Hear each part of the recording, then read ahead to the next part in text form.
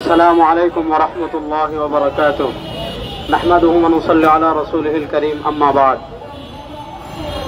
ধর্ষকের সর্বোচ্চ শাস্তি দাবি এবং অদম্য নারীর পুরস্কার একজন রূপান্তরকারী নারীকে দেওয়ার প্রতিবাদে আজকের এই মানববন্ধন কর্মসূচিতে আমাদের সরেতার সম্মানিত সভাপতি বাংলাদেশের বর্ষিয়ান আলেমে দ্বীন জননেতা আল্লামা নুরুল হুদা ফয়েজি হাফিজুল্লাহ সহ আমাদের জাতীয় নেতৃবৃন্দ সব কথা আমার পূর্বের আমার বড় ভাইরা বলে গিয়েছেন। এখানে আমরা দুটো বিষয় নিয়ে আজকে আমাদের আয়োজন। প্রথম যে বিষয় সেটা হলো বাংলাদেশে ক্ষমতার পরিবর্তন অনেকবার হয়েছে। সর্বশেষ 2024 সালের জুলাই আগস্টের গণঅভ্যুত্থান হয়েছে। সেই গণঅভ্যুত্থানের মাধ্যমে ফ্যাসিস্ট পলায়ন করেছে, কিন্তু যেই কারণে মানুষ গণঅভ্যুত্থান করেছে, যেই কারণে 2000-এর অধিক মানুষ রাজপথে বুকের তাজা রক্ত ঢেলে শহীদ হয়েছে, খুন বন্ধ হবে, ধর্ষণ বন্ধ হবে, চাঁদাবাজি বন্ধ হবে, টেন্ডারবাজি বন্ধ হবে, মানুষ তার ন্যায্য মানবিক অধিকার লাভ করবে। আমরা অত্যন্ত দুঃখজনকভাবে দেখছি বাংলাদেশের সবচেয়ে জনসমর্থিত সরকার, অতীতের সব সরকারের চেয়ে মানুষের সমর্থন নিয়ে যে সরকার ক্ষমতা এসেছে অন্তর্বর্তীকালীন সরকার, সেই অন্তর্বর্তীকালীন সরকারের আমলেও খুন বন্ধ হচ্ছে না। আগেও আমরা কিছুদিন পর পর ধর্ষণের বিষয় আমাদের সামনে আসতো।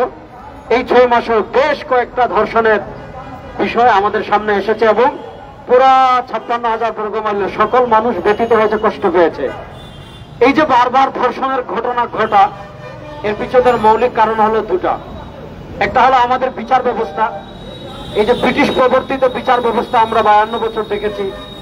ইসলাম যে দণ্ডবিধি আমাদেরকে দিয়েছে হুদুদ ভিত্তিক, কিসাস ভিত্তিক, তাজিরাত ভিত্তিক, 93% মুসলমানের বাংলাদেশে, এর বিপরীত ব্রিটিশের দণ্ডবিধি বাংলাদেশে বাস্তবায়নের চেষ্টা করা হয়েছে 52 বছর এবং সেই দণ্ডবিধির আলোকে বিচার ব্যবস্থা পরিচালিত হয়েছে। এই বিচার ব্যবস্থার একটা দিক হলো ইসলামে বিচার ব্যবস্থার একটা মৌলিক মূলনীতি হলো এখানে বিশেষ সুবিধা কেউ লাভ করবে না।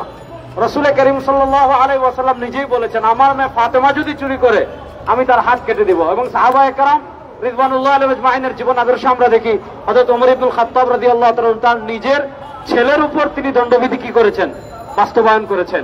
আর ব্রিটিশের দণ্ডবিধি হলো যারা ক্ষমতায় তাদের নেতা কর্মীরা এমনিতেই পার পেয়ে যায়। এজন্য দেখা যায় যারা ক্ষমতায় আসে তাদের নেতা কর্মীরা ধর্ষণের সেঞ্চুরি পালন করে। তাদেরকে ভোট না দেওয়ার কারণে আমরা দেখেছি সুবর্ণচরে ধর্ষণের ঘটনা ঘটেছে।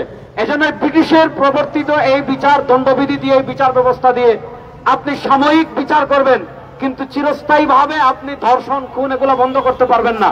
আপনি 1400 বছরের ইতিহাস দেখেন, যখন খিলাফা ছিল ইসলামী দণ্ডবিধি ছিল, এবং বর্তমানে পৃথিবীতে যে রাষ্ট্রগুলোতে পরিপূর্ণভাবে ইসলামী খিলাফা নাই, ইমারতে ইসলামী রাষ্ট্র ব্যবস্থা নাই, কিন্তু ইসলামের এই বিধানগুলো আছে। আপনি দেখেন আফগানিস্তানে তালেবান ক্ষমতায় আসার মাত্র 3 বছর হয়েছে। এই বিশাল যুদ্ধ করে 10-20 বছরের যুদ্ধের পর তারা ক্ষমতায় এসেছে, কিন্তু আপনি তালেবান ক্ষমতা গ্রহণ করার 3 বছর হয়েছে। এই 3 বছরে এরকম একজন প্রাপ্ত বয়স্ক মেয়েকে কেউ ধর্ষণ করবে, আফগানিস্তানে এটা কেউ সাহস করবে না। কারণ এখানে যেমন ইসলামী দণ্ডবিধি আছে, শুধু কাগজে না, বরং আমাদের দেশে আইন আছে, কিন্তু সে আইনের বাস্তবায়ন হয় না। আর আমাদের দেশের বিচার ব্যবস্থার যে ধীর ব্যবস্থা, এখন দেখা গেল আপনি প্রথমে এক জায়গায় মামলা করেন, এখান থেকে আরেক জায়গায় যান, এখান থেকে আরেক জায়গায় যান, দিল হতে হতে দেরি হতে হতে হতে হতে হতে হতে মানুষের অন্তর থেকে প্রথমে যে আবেগ থাকে সেটা হয় না। এরপরে দেখা যায় ঘুষ দিয়ে আস্তে আস্তে ধর্ষক, খুনি সবাই কি হয়ে যায়, জামিন পেয়ে যায়। এজন্য আমাদের আজকের এই মানববন্ধনের 1 নম্বর দাবি হলো যে এই দেশে আমরা ব্রিটিশ প্রবর্তিত দণ্ডবিধি অনেকদিন দেখেছি, কিছু হয় নাই। এবার বাংলাদেশে অন্তত খুন, ধর্ষণ, এই জাতীয় স্পর্শকাতর যে অপরাধগুলো আছে এগুলোর ক্ষেত্রে ইসলামী দণ্ডবিধি বাস্তবায়ন করার জোর দাবি আমরা জাতীয় উলামা মাশায়েখ আইম্মা পরিষদ থেকে জানাচ্ছি। 2 নম্বর আমরা যে বিষয়টা বলবো, আমাদের দেশে আমরা বারবার দেখেছি বিভিন্ন আধিপত্যবাদী শক্তি আধিপত্যবাদ বিস্তার করার চেষ্টা করেছে। গত 15 বছর দিল্লির আধিপত্যবাদ আমরা দেখেছি। নানাভাবে তারা এই রাম সাম্রাজ্য প্রতিষ্ঠা করার জন্য দিল্লির আধিপত্যবাদ বিস্তারের চেষ্টা করা হয়েছে। 2000 জুলাই আগস্টের গণবিপ্লবে বাংলাদেশে আমরা সাময়িক